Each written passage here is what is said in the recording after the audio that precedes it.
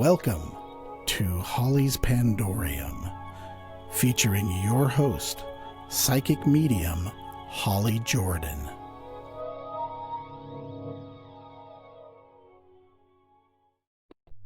Hello again, this is Holly with Holly's Pandorium. And so we're going to do some ghost stories. And this here is my friend Jay. And Jay is going to tell us one of my favorite ghost stories that he knows. And I love it. So hello, Jay. Good evening. How are you? Awesome. So let's hear this story. I love this. This is one of my favorite ghost stories. I feel like I need popcorn. Yeah, get your popcorn, saddle up, strap in. This is absolutely true. Yeah, in order to get started, I got to kind of back up the truck a little bit and take you back to the year 2000 when I first met my girlfriend. She was a full-blood Sioux Lakota from the Rosebud reservation. Okay. And I had gone back to Sturgis on a motorcycle rally and happened to be wearing Sturgis 2000 hat on when I came in there. And she says, hey, I used to live right around there, grew up on the Rosebud reservations. And, that's how we kind of met and became my girlfriend for, probably about 8 years. And I said, hey, you know what? I says, I'd like to go back to Sturgis sometime. Sure. She wanted to visit her family, which lived on the Rosebud Reservation, of course. And she hadn't been back there since she was a teenager. And her family had basically stolen her mother's body to take it back to the Rosebud Reservation to be buried. Bizarre. Her older brother, she has 8 brothers. Okay. From different fathers. They call it pee-pee crawling back there.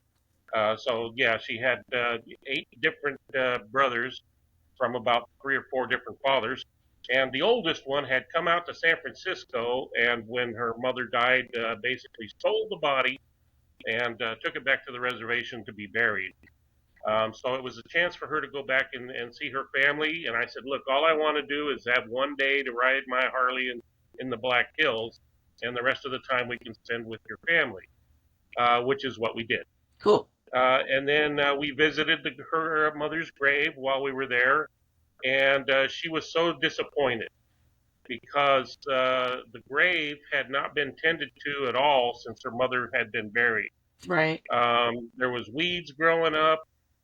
There was no marker there. There was just a couple of plastic flowers that had been placed there when she was buried, and they were all sun-dried, as you can imagine. Sure. Being out in the prairie there, basically in the sun for several years. Sure. And just a small, thick marker that marked her grave that had been so weathered that you couldn't even. You could see that there was writing on it, but you couldn't read anything on it. Okay. And it really made her sad. So when we got back from that 2003 trip, she came to me and said, hey, what would you think about if we sent money back, to the family and have a headstone placed for my mother's grave? And I says, well, A, I think that's a great idea to put a marker on your grave. And I said, B, I said, we're not sending your family a penny. I said, they've had, 8 years or 10 years, to tend the grave. And one of her brothers, the older brother who stole her mother's body, he has 8 sons himself. Oh, wow. And they live literally within a stone's throw of the cemetery. Oh, my. And I said, they could have sent one boy over to tend grandma's grave once a month and only have to do it one time a year. Right. And another brother lives a stone's throw in another direction and is living in mom's old house. And you can literally see the cemetery from the front yard of mom's house. Wow. And he has never gone over there to tend to the graves. And I said, I'm not sending money to any of those guys. Right. They've had plenty of time to pull a weed or two once in a while, Sure. put a marker or something, and nobody. I said, look, if you want a headstone, I said, let's just do it ourselves. Right. So we made a plan. I went and bought a headstone. It was like one of these pillow type headstones. Okay. And we put the sentiment on there and all that stuff, and had it all carved up. And she was all, upset. She was like, well, what if nobody likes what we put on it? And I said, the hell with them. They've had all this time to, do this stuff. Right. Nobody's lifted a finger. I Right. says, if they don't like it, they can replace it themselves. Okay. And so anyway, we planned this big old trip. Right. And, I filled the truck up with, with rocks and quickcrete and shovels and the headstone. And, I made a frame out of 2x2 wood and painted it in the Sioux Lakota colors. Nice. And put, stapled some weed cloth underneath it. And, I was going to put that over the grave and then rocks over the weed cloth. Right. And, really make it a pretty display. Right. And so anyway, we were on this. I'm calling this episode the road trip to the paranormal road trip to the Rosebud Reservation. Okay. Okay, so now I've kind of got you up to speed, and so we set off on this road trip, and well, everything's moving along, just peachy keen, and we get to Cheyenne, Wyoming. And we stayed in one of the old cattle barons' houses back then that's been turned into a bed and breakfast type place. Okay. Beautiful stone mansion with, 3 stories high, Victorian themed, with turrets. And you know what widow's walks are? I do not. It's like kind of think of. Remember the old Addams Family TV show at the house, and they had like a column, but it was kind of square, and then they had like a railing around the top of it. They called those widows' walks, so they could go up there and pace back and forth in their grief or whatever. Okay. So yeah, like on the 3rd floor, they had like a widow's walk, or it was like a patio type thing, and all made out of granite. The whole house was made out of granite. Okay. And it was beautiful. But we noticed kind of a strange thing. Whenever I took a picture of my girlfriend, there would be all these orbs in the picture. Nice. But whenever she took a picture of me, there was no orbs at all. Okay. We tried it in different rooms, in the bedroom, nice. In the bathroom, in the hallway. There's a beautiful stained glass window in the stairwell. Okay. And I, said, go stand in front of the stained glass window, took a picture. There's all these orbs and stuff. So it's like, there was all this stuff floating around her, right? But not me. And we'd recreate the pictures. Okay, well, I'm going to go stand there, and nothing. Well, okay, go lay on the bed, take a picture. Okay, my turn. I go lay on the bed, take a picture. Nothing. So that was just kind of one of those things. I don't know what oil, dust, whatever. Sure. Look, I'm not getting into what it is. Okay. I'm just saying that it was weird. Yes, clearly. Whenever I took a picture of her, or right. Whenever you took a picture of me, nothing. Right. Okay, so let's chalk it up as weird. Okay, fine. So next morning we're getting ready to leave, and I go down and load up the car with all of our gear. And the parking lot is kind of separate. It's in a neighborhood, so there's like really no parking. Right. So there's like a parking lot behind the place. So I was bringing it around to the front, and I said, well, I'm going to go bring the truck around. What I want you to do is I want you to go through the whole room, from stem to stern, top to bottom, back to front, make sure we haven't left anything. Right. Because I don't want to get into the middle of Nebraska and have to turn around and drive 100 miles back. Right. And she said, okay, fine. So that's what we do. I bring the car around, and she comes, trotting down the stairs and jumps in the truck. And one last time I said, is everything out of the room? Yes. I said, I don't want to get 100 miles from here and have to turn back. Are you sure? Yep. She said, yes. Okay, fine, I believe you. And on down the road we go. So we cross over into Nebraska, and we're just, clicking along. There's nothing around. And all of a sudden, we hear a cell phone ringing. And I go, answer your phone. She says, well, it's not my phone, it's your phone. And I says, well, it's not my phone. I says, my phone's right above my head, Right. put to my sun visor. Right. And I said, and it ain't ringing. Right. I said, ringing in the back seat. Okay. And she says, well, I know what my phone sounds like. That's not my ringtone. Okay.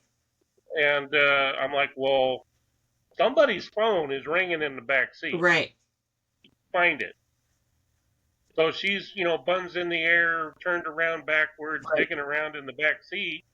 And she says, I can't find it. And I says, what do you mean you can't find it? She says, I hear it, but she says, I can't find it. And I said, well, that doesn't make any sense. Right.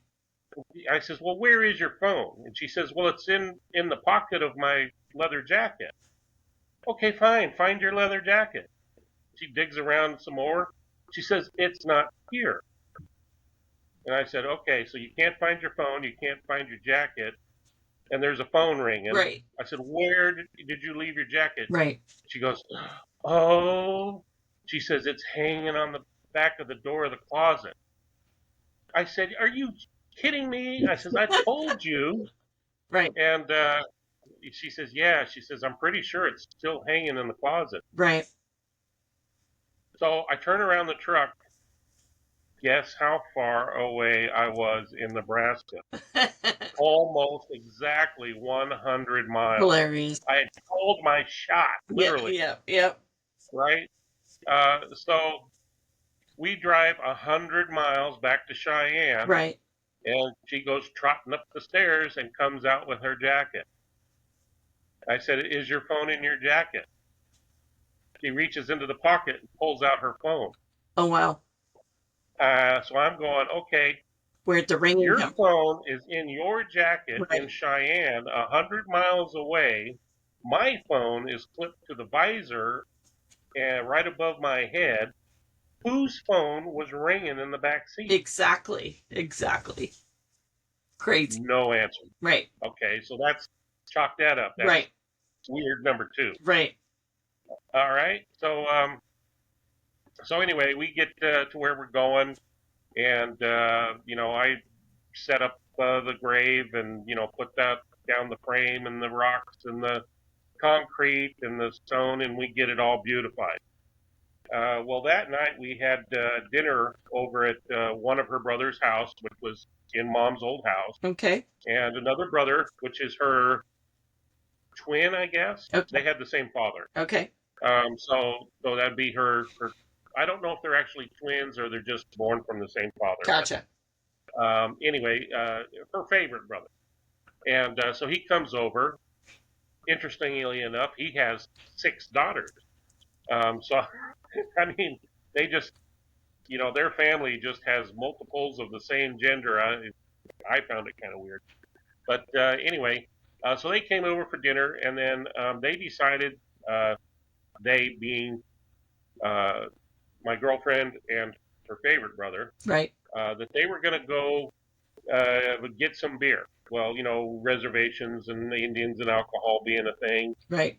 they had to go into Valentine, Nebraska to buy beer. Okay. And so, I'm looking at my watch, and, left me with the other brother who was living at the house.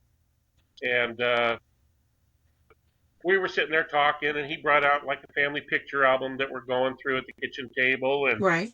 I'm looking at the family pictures and all that kind of stuff.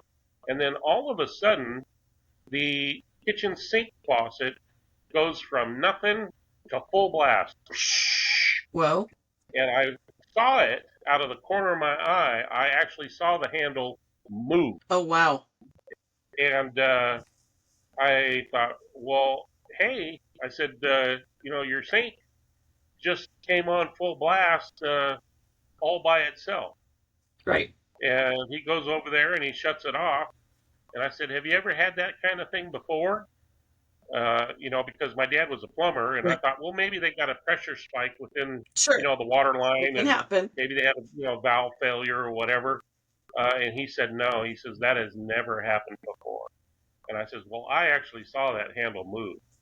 I said, it went from being closed to full open in the blink of an eye. But I says, I happened to I happened to see the handle move. And he says, no, it's never happened before. He says, I've been living here ever since Mom died, which was, like I said, 8 or 10 years. Right. And he says, it's never happened before. So chalk that up to being kind of weird. Yeah.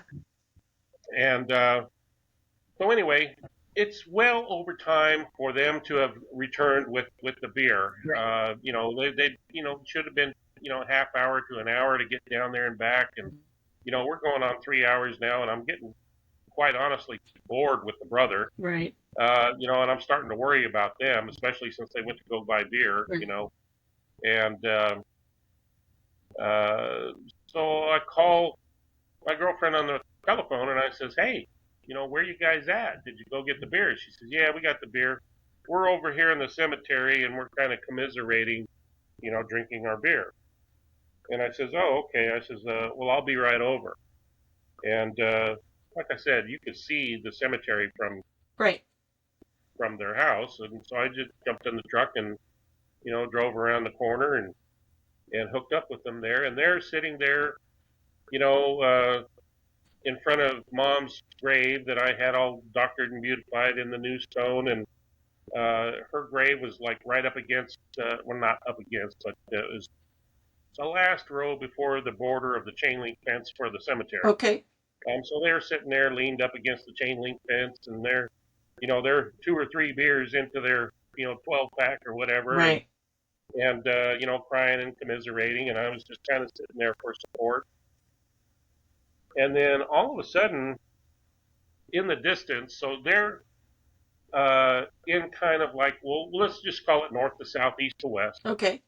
Because the Native Americans always bury facing east. Okay. Where the sun comes up. Okay. So, and the cemetery was situated that way, north to south, east to west. Everybody's facing east. So they're in the south and in the northwest corner of the cemetery. Very, very low sounds. We started hearing jingle bells. And it was just very, very light. I don't know if you can hear that. I hear it. Now I can. Okay. So we hear this little jingle bells coming from the northeast corner. And it sounds like they're coming down the row. And then there's kind of a main road that comes and splits the cemetery, kind of a north half and a south half. Right. It's like a main road there. And it's coming down the road. Okay. Right. You can hear these jingle bells coming down the road. Right. And they get to our row, which is the furthest one to the east, and they start coming towards us. And they're getting louder. Right. And they got within probably about 6 feet from where we were all at. Right. And my girlfriend says, kind of, under her breath, she says, I'm kind of getting scared. And then all of a sudden, the jingle bells start making their way back up the row to the main road. Right. They go back heading toward the west, and then they go back north, back to the corner where they came from. Mm-hmm. And we were like, wow, that was very strange. Yes. Yeah. Clearly, that was different. And Rhonda's brother says, well, our great-grandfather, she was also a descendant of spotted tail. Okay. Cinco Gleska, chief of the Lakota. And he says, our great-grandfather's buried over there in that corner. And he was a jingle dancer. And neither one of us knew that. Wow. So the next day, we went there in the daytime, and we went over to that corner, and sure enough, we found his grave. That's awesome. Not Spotted Tails. Chief Spotted Tails buried on a special cemetery on the Rosebud, but her great-grandfather was the one from Spotted Tail who was buried at the Rosebud cemetery where Mom is. Okay. And that's exactly where we heard those jingle bells coming from, was from that northeast corner, down the road, down the main road, and then down to us, kind of in a little, Z shape. And then that's exactly the route it took when it disappeared. Again, we got, no explanation for it. Very, very strange. And so we're back to Mom's house, Right. and we're kind of, you know, mulling over all these paranormal things Oh, that have yeah. been happening with You with could, yeah. the hose, the hose, kitchen faucet going off like a fire hose, and the jingle bells and all that kind of stuff. And so my girlfriend and I are getting ready to leave, and so we're talking with the two brothers in the front yard as we're, getting ready to load up in the truck, head back to our hotel, motel, whatever it is it's a casino. Okay. The casino on the Rosebud is the only place that has lodging. Okay. Excuse me. And so we're getting ready to go back to the casino, and all of a sudden, my girlfriend starts doing the hot foot dance, and I'm like, "What's wrong with you? Bug crawl on you or something?" She said, "Somebody grabbed my ankle." Oh, God. And I said, "What do you Right. mean somebody Okay. grabbed your ankle?" She says, "I felt a hand grab my ankle." She says, "I thought it was you playing around." And I said, "How can it be me? I'm all the way on the other side of the car." Yeah. 'Cause, Spooky. we were actually talking over the trunk of a car. So Right. she was on one side of the trunk of the car, I was on the other. Right. And so there's no way I could have, grabbed her ankle. Right. And so she says, "I'm telling you," she says, "I felt a human hand Yikes. grab me Right. by the ankle." Holy smokes. And so, of course, we're looking under the car. Maybe brother or somebody's playing a joke or something. Mm-hmm. Nothing there. No explanation for it again. And so, so we got in the car and, came back to the casino. But we have no explanations for any of this stuff. This is just weird stuff that had happened. Right. And that's Um, a lot. I mean, I'm counting like 7 things now. Yeah. yeah, A and lot. that's all on the same road trip. Right. That's a lot. And yeah, nothing like that has happened, to us before or since. Uh, every once in a while, when she was living here with me in my house, we would get strange scents of perfume out of the middle of nowhere. Just like a spot in the house, you could smell, and it was a fairly strong smell. Yeah. And one of her sons was living with us at the time, and he would say, "Do you smell that?" And I'd be standing 3 feet from him, and I don't smell anything. Right. And he would say, "No, no, come over here." Right. He says, "I smell, perfume Right. here." And I would walk the 3 feet to where he was standing, and it was strong. Oh, wow. And you could smell the perfume, but if you walked 2 feet away, you couldn't smell it at all. Yeah. And, kind of doing a circle type thing, trying to see, well, can I smell it anywhere else in the house? Right. And kind of doing a widening circle. And it was literally located to about a 1 foot to 2 foot area of the house. Right. It was the strangest. And that would happen, every so often. Right. And, since they've moved out, I guess they took it with them because never had it before and never had it since. And that was happening right about the time when we were making, arrangements for Mom's, grave improvement. Gotcha. At the time I ordered the stone, and we were putting, the engraving on it. Right. And I was gathering supplies and, like I said, making the wood frame, and stapling the cloth, and painting, and gathering up the rocks, and so it took us several weeks, but it was right about in that time. So was it Mom saying thumbs up, because she knew what we were doing, Maybe. and was approving and letting us know that, hey, I'm watching over. That's for others to decide. I'm just the pragmatic relayer of the facts of the event. It's the old law enforcement cop in me. Just the facts, ma'am. Right. Okay, so you have another ghost story that I love, and it's from a job that you had, and that was from in California. at a shopping center that. Oh, you're talking about El Paseo de Saratoga. Yes. Yes. Oh, yes. Okay. Okay. So let's go there. Let's do that one too. Okay. So, again, we're going to back up the truck. We're back into the 1980s. This is around, I would say, 83-ish, maybe a little before 82. Yeah. Um, and I was a security guard for El Paseo de Saratoga Shopping Center in Cupertino, California. And that's Now, Northern California for those that are listening. That's the San yes, Francisco Bay Area. it's a small town on the border of San Jose.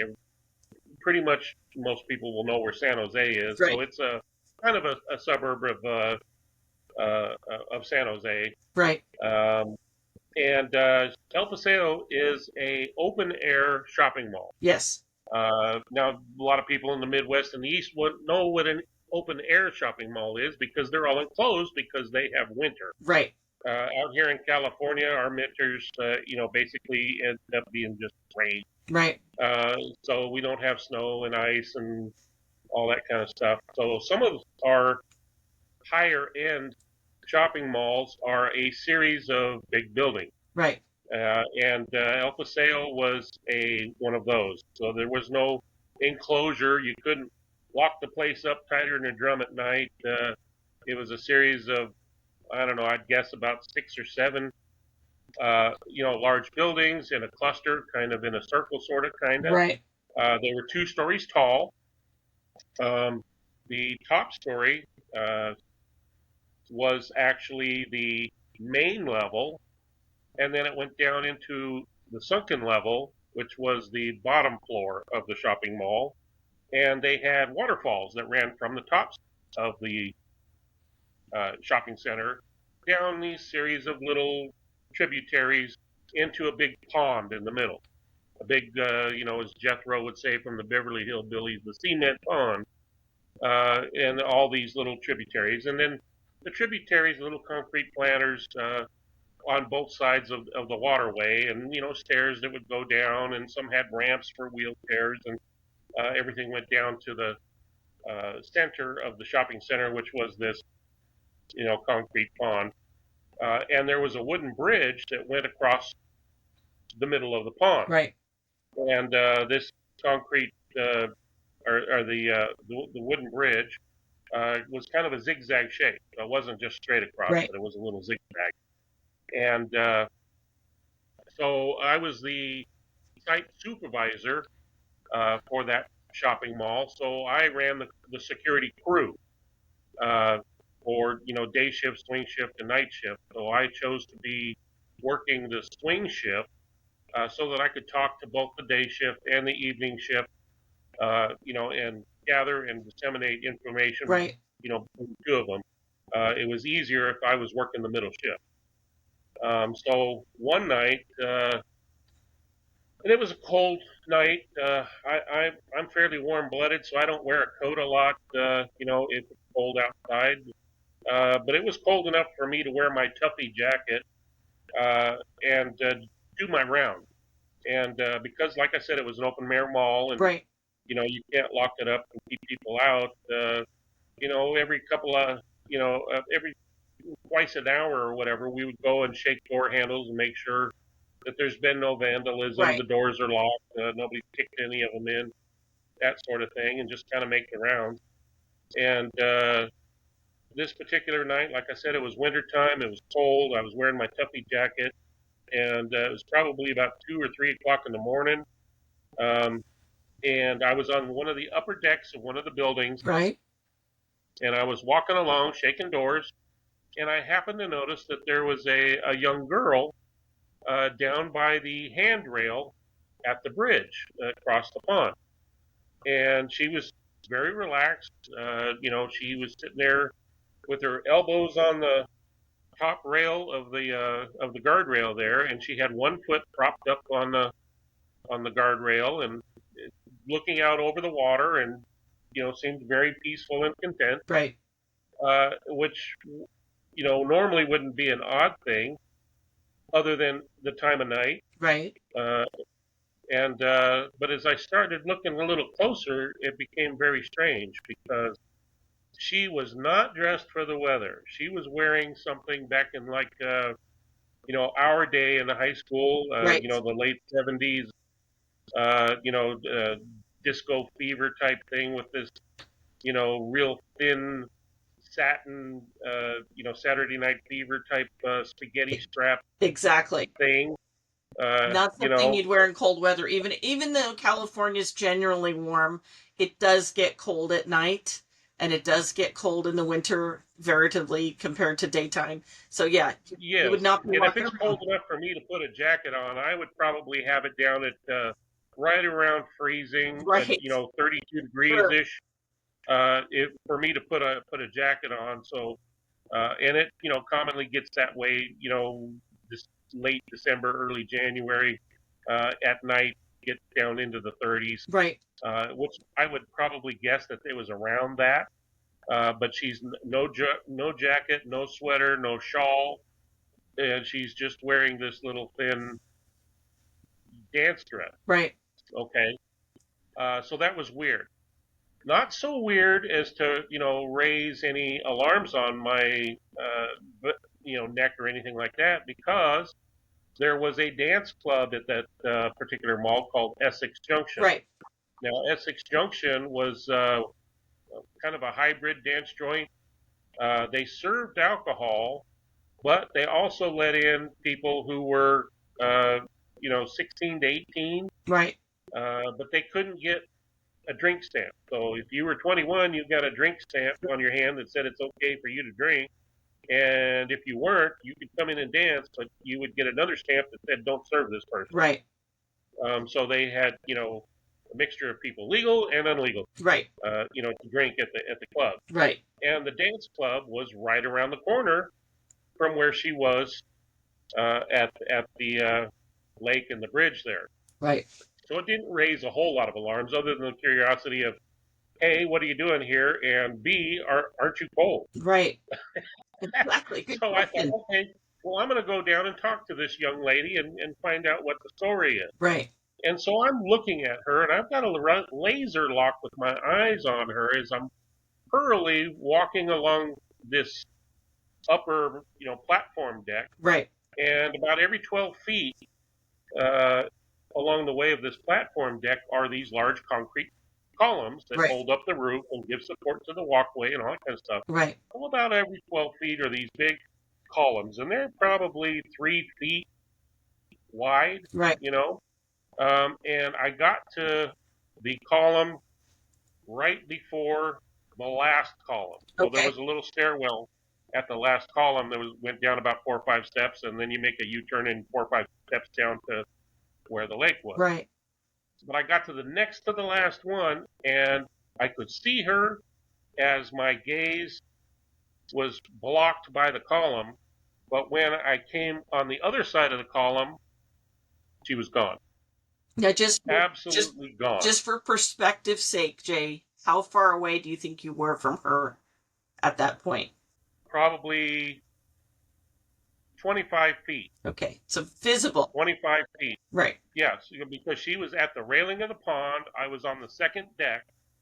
So you have the distance from her to the deck, and then for me being in an elevated position. So it was probably, if you took a tape measure and put it in her hand and stretched it up to me, it was probably about 25 feet. I just had a I mean, I was curiosity. literally looking down right at her. Right. So as you were viewing her and walking towards her, did you notice her move at all?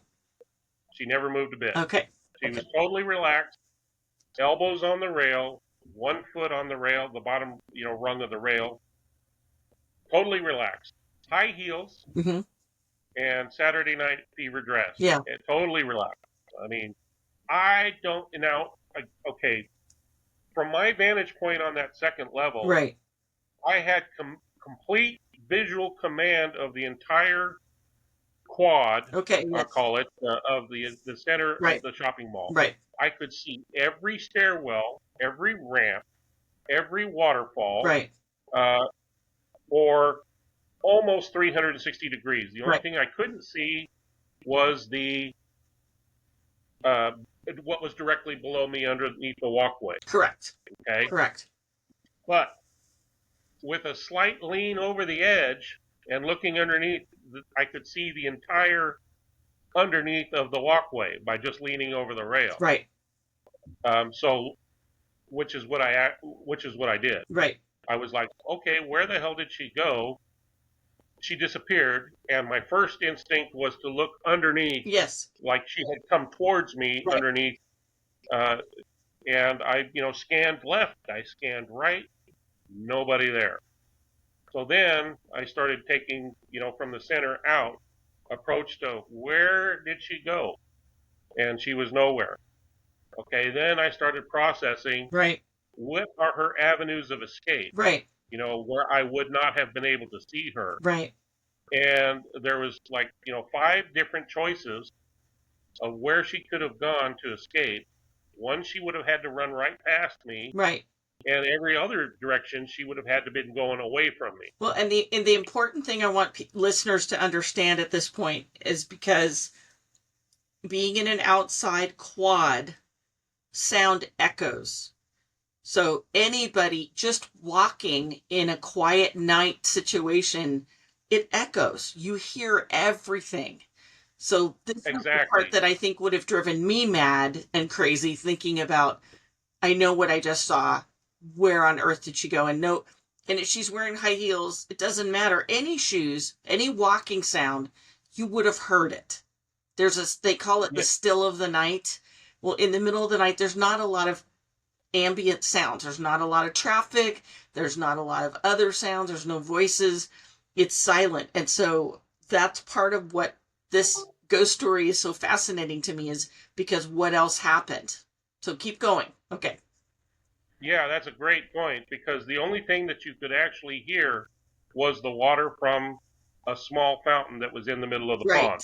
Right. That was the only sound that you could hear. Right. Like I say, this was the dead of winter. Right. This is 2:30 in the morning. Right. This is the center quad area of the shopping center. Right. So it had blocking 360 degrees. Right. It was below ground level. Right. So you couldn't hear any of the traffic from anywhere else. There was none for winter. Right. 2-3 o'clock in the morning. Exactly. So there was the only sound that you could actually hear was the water. Right. From this small fountain. So anyway, I did my complete scan, and there was no place for her to go. I don't care if she was Jackie Joyner Curlew. Right. In the split second that it took to block my vision from the left side of that pillar to the right side of that pillar, which was only 2.5-3 feet wide. The millisecond it took to lose that particular vision between that, I had a brisk walk. So after I had superior visual command of the area from up top and could not find her anywhere, well, then I went down the stairs that I was going to be taking and looking around on the lower level, trying to find her. Nothing. Well, now I'm on a search for the exterior perimeter. Exactly. And I couldn't find her anywhere. Right. Okay. Fast forward. Probably about another 6 months or so. It was definitely within the same year. Let's just call it 3 to 6 months. Right. Again, around the same time,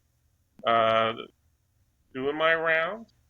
I'm on the same level of the same walkway of the same building. Right. And I see her again. Same position, same clothes, same girl. Right. Can't see her face. Right. But she has, like long brown hair. Right. But she's still wearing that spaghetti strap Saturday Night Fever dress. Right. She's leaning on that railing in the exact same place, in the exact same pose. Mm-hmm. And so this time, I gotcha. Right. So I'm beating feet to get down those stairs to find out who she is. And I'll be damned if I didn't get to the exact same position. And I got a super laser lock on her now. Right. You're not getting away from me, young lady. Right. You fool me once, you're not going to get me this time. And so I'm, double timing it across there to get down to her. Mm-hmm. And I'm looking at her, and she ain't moving. Right. She's totally relaxed. So I said, I got you. Right. And I get to the exact same place at the exact same pillar, and she's gone again. And no way, I'm ready for you this time. And Right. I'm checking everything, everywhere, just gone. Right. So I'm like, okay, now I'm putting my investigator hat on. Right. So I start going around asking people, hey, this is what I saw. Anybody, know anything about it? No. Well, my first stop was Essex Junction. She's wearing a dance dress, Right. and there's a dance club. Right. Good question. I'm Right. going to go ask them. Right. So I went and talked to the owner, and I said, look, this is what I saw. Has anybody, reported anything to you? Has anybody been hurt? Right. Anybody been kidnapped? Anybody been murdered? Anybody disappear? Right. He knows nothing about nothing. Never heard anything. Never, tales got back to him about any of his patrons. Nothing. Now, I want to stop Okay. just for a quick second, Jay. So at this point in time, you still haven't decided in your mind that she's not real, because she seems real to you at this point. At this point, it's possible she's a real person, or have you given up that thought? What was in your head, if you can remember that? Well, I was conflicted because she looked completely real as you look at anybody else you see in everyday life. Okay. There was no hint that this could have been a quote unquote ghost. Okay. It wasn't like, well, it was an apparition, upper body Okay. apparition. It wasn't, I could see through her, Right. or, it was a white outline, or it was hazy, Right. or it was a cloudy image, or I couldn't see her feet. Right. None of that It applies. was none of that. Right. And to me, she looked as human, as real, as present as anybody in my walking daily life. Right. Okay, good. So that's where my conflict came from. Sure. But the fact that I had seen her twice in the exact same circumstances, in the exact same position, in the exact same pose, Right. in the exact same clothes, and the exact same thing happened Right. at the exact same point and place and time and space, Right. made me question, is this a real person? Right. So I'm trying to remove variables, Right. and which is why I started asking around. I was looking for confirmation of whether or not they knew of, somebody had gone missing, uh, murdered, whatever, Right. on that side of it. And then I was also seeking people who could confirm my sighting. Right. Yes, we've seen her too. Exactly. Well, that's fair, because at this point you've seen her twice and long enough of a glance that there's more to her than what you assumed originally. So you had to keep Yeah, looking. and it was not just a glance. I'm talking, when I first picked up her visually, I was probably 40 or 50 feet, from the end of Right. that walkway. Right. So I had to travel a great distance to the point where I lost sight of her. Exactly. And like I said, so it's not just a glance. Oh, hey, there's a girl, and lose. Right. Okay. No. I'm, doing a double time along this walkway Exactly. for probably 40 or 50 feet, with, like I say, a radar lock on her as I'm doing it. Right. So it was much longer than just a glance. Okay. Or, I saw something out of the corner of my eye. Right. Oh, no. I had my papers on her. Gotcha. So anyway, so this is the second time I do my little investigation. I can't find anybody that can confirm or deny what I saw. I can't find anybody to confirm or deny of any a reason for a ghost to be hanging out there. Right. And basically just chalked it up to, wow, that was weird. Yes. Okay. And so then I had put one of my best friends, he was my roommate at the time, a buddy of mine from college, got him the job with the security company. Mm-hmm. I had to put him on to the grave shift, To start out, yeah. and yeah, and he was probably on the grave shift for not long, probably, but maybe no more than a month, Okay. maybe a month and a half, not long, 6 weeks. And he came to me in my office and he says, "You got to take me off the grave shift." I said, "Well, why?" Right. He says, "I can't tell you why. You just have to take me off the shift." And I said, "Well, I can't just take you off the shift. That means I got to bump somebody else to the out shift, in the grave shift. And nobody wants to work that. Right. We're all, young kids in our 20s that like to party. Right. Nobody wants to work the night shift." Right. And I says, "Well, in order to bump somebody else, you got to give me a good reason to move you. Right. And, if I'm going to screw somebody else over." And he says, "I can't tell you." And I was like, "Kenny, you're my friend. You're my roommate, my college buddy. Uh, you can tell me." He says, "You're going to think I'm crazy." Right. I said, "Kenny, I know who you are. I don't think you're crazy. Just spit it out." So we hemmed and hawed like this, and I'm telling you, Holly, it was probably about a half hour, and he would not tell me what was going Right. on. And I finally got upset with him, and I says, "Look, Kenny," I says, "if you're not going to tell me what it is, then just get the hell out of my office, and that's going to be the end of it." Right. And he says, "Okay."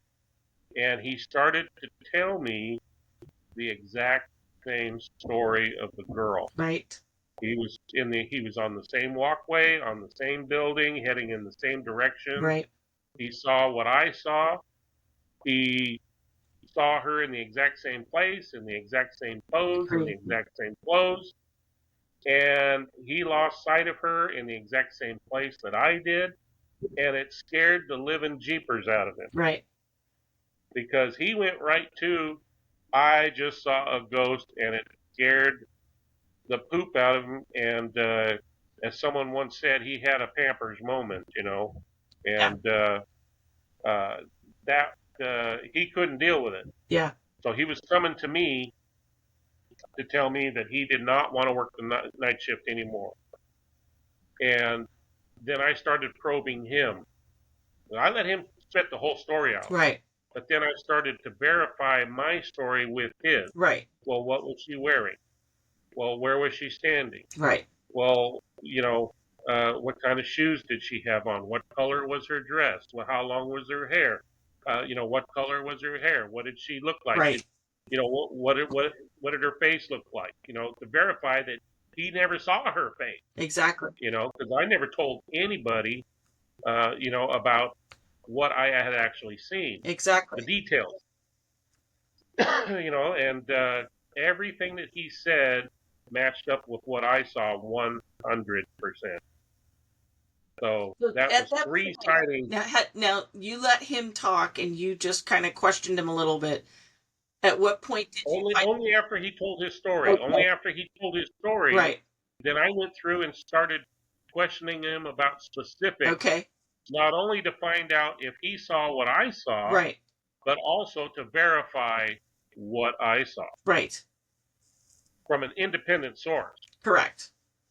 Now this was in the 80s, and just for our listeners' sake, if you haven't been aware of this, let me just share this for a moment. So in the 80s, there were some very popular people that talked about paranormal things, and they were psychics, or there were movies, but there wasn't, in public conversation, there wasn't a lot of sharing about things unless it was for fun. People would share ghost stories at a campfire or maybe visiting at night, but very rarely did people talk about ghost stories, because even in the 80s, which wasn't that long ago, there was such a stigma on it to do with the paranormal. So I am so excited that with this podcast, we have an avenue to not only share these stories with everybody, but also to help demystify it and to talk about how common it is, number one. And number two, just to help people understand that it's not just you. There's a lot of people that see and hear things, and it's okay to talk about it. It's not bad to talk about paranormal stuff. It's really okay. So go ahead, finish your story. Yes, yeah, and just to pile on that point, there was back then the attitude was that if you talk about those things, that you would be opening yourself up for evil things or Yes. evil intentions to come to you. So Yep. you never wanted to, talk about the unmentionables or the unspeakables or Right. anything like that, because if you spoke them, you brought them to life, and they could attach to you, or you take them home, and somehow it would open your spirit up to attack from these types of things. So that was kind of a pervasive, uh, you know, attitude of a lot of people back then. Also, that was right about the time, uh, or shortly after, when Poltergeist, the movie, had come out, which was kind of what you were talking about. It was kind of a It breakthrough was. type thing where it kind of brought that kind of stuff to the surface, I guess. It did. Really did. Yeah, that was very much a prevailing attitude for a lot of people back then. Well, and I think what's interesting too is that there's been so much since then. The current generation has not had that disadvantage. They've had such a plethora of scary stories and paranormal exposure, I guess I should say. It's much more out in the open, and whether it's for fun or not, or just for entertainment, it's there. It's at least out there. And so in our generation, we experience the paranormal mostly from the movies, and personal experiences were just not discussed. You just didn't. Yeah, we grew up with Frankenstein and the Wolfman and the Right. In Mummy and black and white Abbott and Costello and very seeing low ghosts color. and yeah, Yes. but yeah, it was it's not the same thing, It's not. It's not. Yeah, yeah. I think you summed it up perfectly. If you ever heard ghost stories or UFO stories or Bigfoot stories, it was only talked about around a campfire Yeah. somewhere in the woods. Well, that's You for know, some reason the campfire was the safe place because it was like there was this understanding that it was all make believe. You were just telling a story. right? And you would try to, the object was to share the scariest story and make Well, you wanted to everybody scare the snot out of your right. friends, It was for fun. right It was before all for bedtime. fun. Same thing, maybe summer camp. When you're, Yep. in your teens or whatever. You're trying to, scare the pee out of the Right. people next to you. Not necessarily telling true stories. Right. And what's fun to me about this is that finally I get to be in a position where this generation is so much more open. I'm so grateful for that.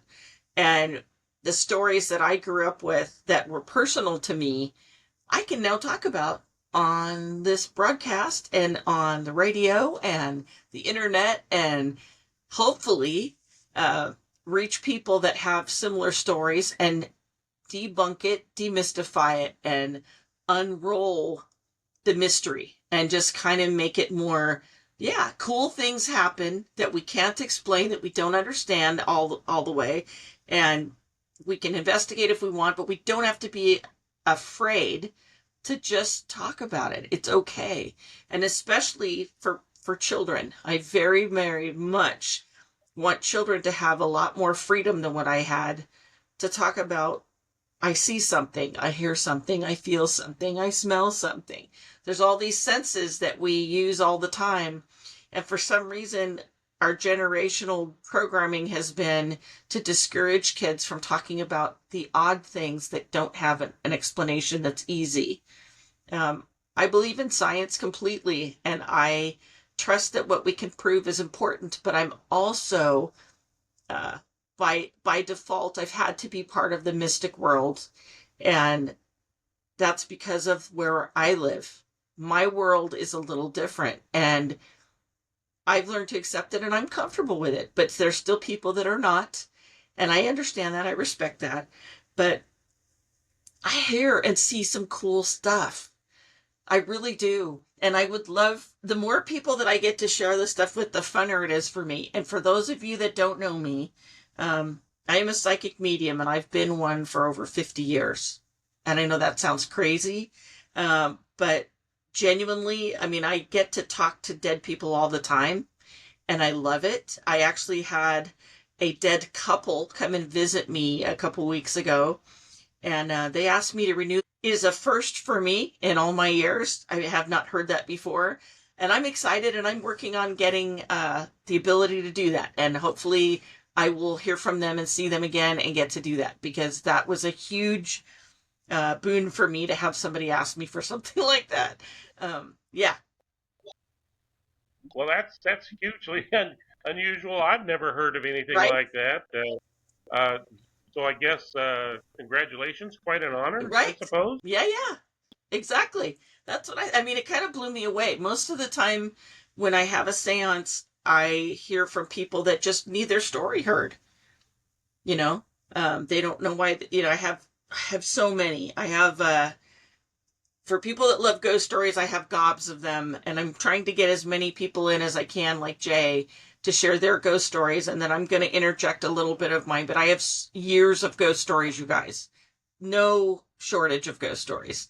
I have a couple of guys that came to visit, and they died here in Washington. Uh, they were kidnapped from somewhere. They were some of an indigenous nature from another country. I could see exactly what they look like. And my cousin and I are still kind of looking into where they might have come from. But they were brought over as slaves, and they ended up dying on a ship. And when the ship landed, their ghosts got out of the ship and stood at the shore and looked at their dead bodies and thought, how did we get here? Because they don't remember what happened. They don't know what happened. But there's really tragic stories like that I hear, and then there's amazing and fun ones.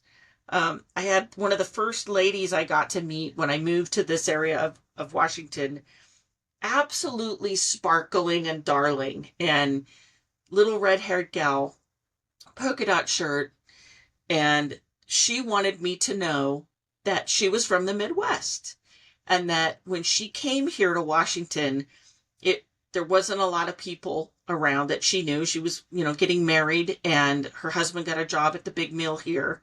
There's a paper mill here in town where I live.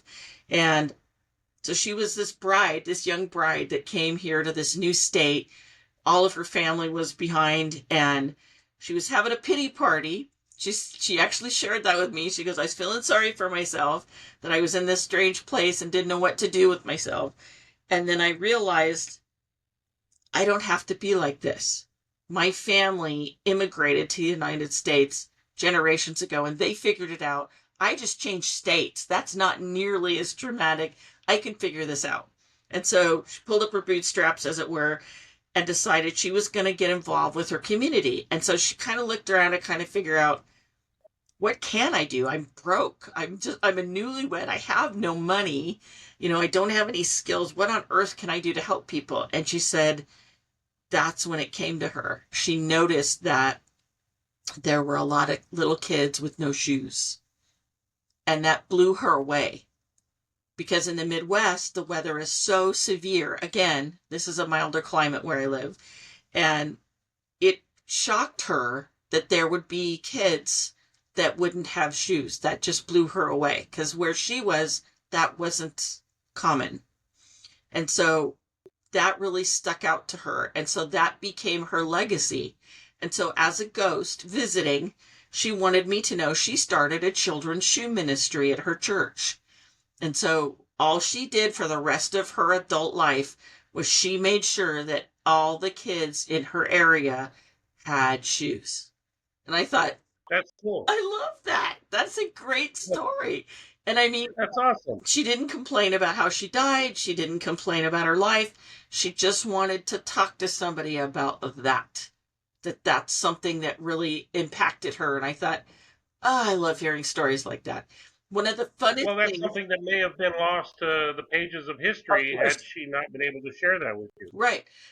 One of the funnest things that I do is I do visit with graves. And I will tell you, as a public service announcement, I do not ever go to cemeteries or any grave areas after dark. It's not legal to do so. I only go where I am allowed to go so legally. I do not believe in going to cemeteries at night without permission.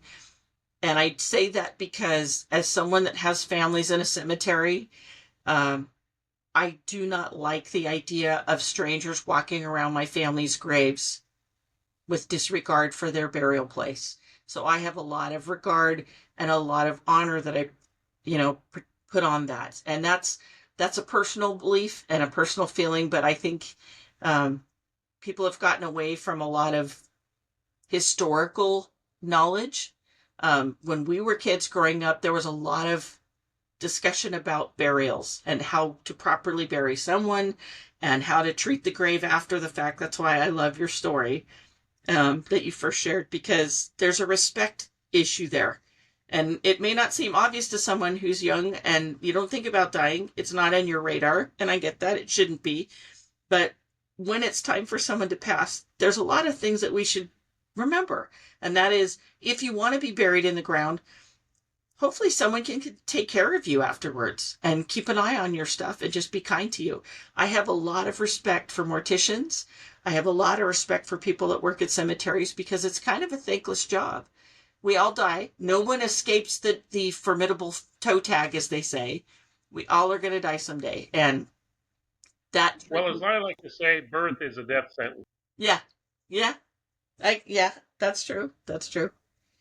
But in this aspect, so I do get to go to cemeteries and visit, and this is something I do to relax.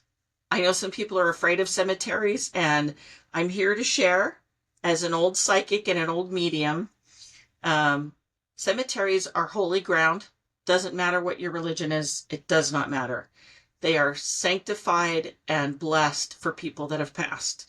And so if you are having a bad day, I challenge you, on your lunch break if you can, or maybe when you first get off work, if you have 15 minutes, that's all I'm saying, 15 minutes.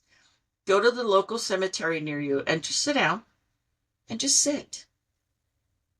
There's people surrounding you that have had amazing lives. They've had kids, they've had parents, they've had families, they've had trauma and success and joy, and now they're just resting. And you can rest there too, just for a minute. And for me, it's a delight. I bring my cell phone, and whoever wants to, I show them the technology of the cell phones that we have these days, because ghosts that have been gone for a long time absolutely love to learn about stuff. They're fascinated for the most part. There are some that get scared by it. I had a family grouping that I see fairly regularly, and the grandfather died in the 1800s, and he's terrified of my phone. It freaks his shit out. He does not handle it well. He thinks it's just the devil, that there's no way that I can look at India on my phone, or San Francisco on my phone, or talk to somebody that's far away, because that's just not real. That's magic. Right. And I have a dear friend that's also a psychic, and he said once, and I love this because I've heard this before. Now, brace yourself, campers, for all of you listening. Imagine being a medium and having a ghost come up to you and say, I don't believe in psychics. I don't believe in mediums. Really? I can hear you and see you. You know you're dead, right? And when they do, and they're still arguing. Get the memo. Oh, I just love it. It's like, okay, I see you. And you still don't believe in me. That's fine. All right. That's how stubborn people can be even after they die. Yeah. Oh, yeah. Love it. I see you. I hear you. Oh, yeah. It's like, okay. You don't believe me. Plausible deniability, I guess. Just don't want to. But that's just a few of the ghost stories. And I love your story, Jay, so much. And you have lots of good stories. And I love that. Jay and I, just for our listeners, Jay and I went to high school together 100 years ago and connected again. And I'm so glad, because they're stories that I'm going to get to share with you, Jay, that you didn't hear, that happened during our time in high school, that I will continue to share, that will I'd love to hear it. and entertain you, I'm sure. I am so excited about this podcast, and I am so grateful for everyone that comes to listen. Thank you. And thank you for sharing my podcast with your friends and family. And for those of you that enjoy this sort of thing, you can contact me at hollyspandorium.com. I have a nice webpage. I have hollyspandorium at gmail if you want to write to me. I'd love to hear your stories. If you have questions or if there's something that you want to talk about, you can come on the show. I will include you. I'd be happy to have you come talk. Or if you don't want to share, like I have a wonderful neighbor who has lots of stories and does not ever want to come on the show because it's not her thing. She's still afraid to. She's in her 80s. I totally respect that. She told me she didn't believe in ghosts until the night her son died.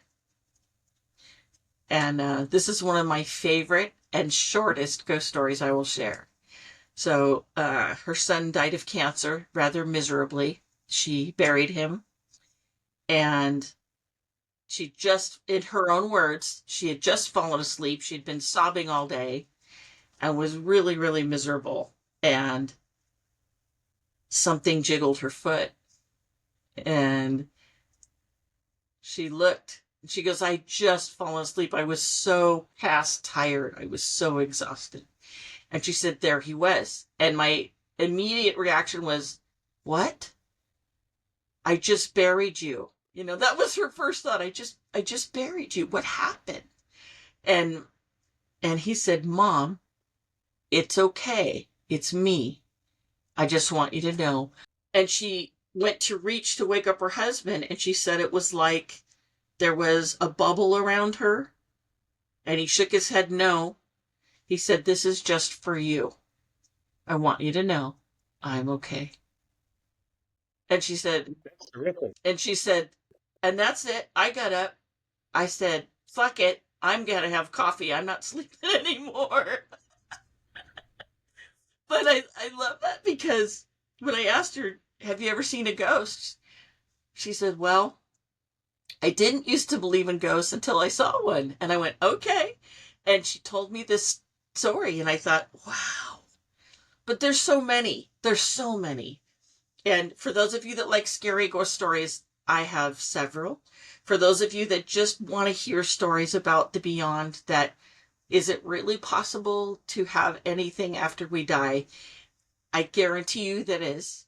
I actually had a near-death experience myself, and I have to say, I love that expression, near-death. I died for 8.5 minutes. That's not near-death, that's dead. I was dead. Minutes. Yeah. So I came back.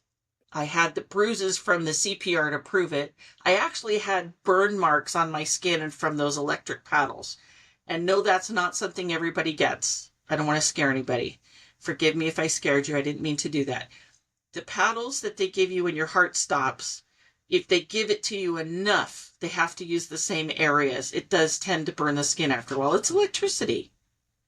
But it healed. I don't have scars. I'm good. And I'm here. 13 years later. Ta-da! I have a half a heart and I'm still here. But I can tell you, which I have not shared yet, and I will eventually, there is an afterlife. I saw it. I heard it. I felt it. And I didn't need to. I'm very blessed that I got to talk to dead people my whole life, even as a child. Well, just to put a period on the reservation paranormal Yes. road trip, Yes. my girlfriend, a Lakota Native American Sioux, she also had a near-death experience Really? that she claimed, and she went to heaven and actually got into an argument with Jesus because Jesus said that she had to come back, and she refused. Yeah. He says, "No, you have to go back," and she says, "But you don't understand. I'm not going." Hmm. And he says, "You are going, and you're going to go right now." And he pointed his finger at her, and the next thing she knew, she was back here. So apparently, Jesus has a temper when you don't do what he wants you to do. And he said, "You're going back. You're going back right now," and she was. Yeah. And that was her story. Yeah. So you can't fight Jesus. No. Can't fight Jesus in heaven. No. Mm-mm. That's awesome. I love that. Well, again, thank you to all the listeners. Thank you, Jay, so much for being a gracious co-host tonight and sharing your story. I love it. And we will be back again soon with another episode of Holly's Pandorium. Thank you so much for listening. Take care. I love you guys. Thank you for listening to Holly's Pandorium. If you have stories to share, you can find me on hollyspandorium.com, Facebook, Instagram, and YouTube. You can also listen on Spotify and our wonderful Metal Cross Radio at radioking.com. Thanks again for listening.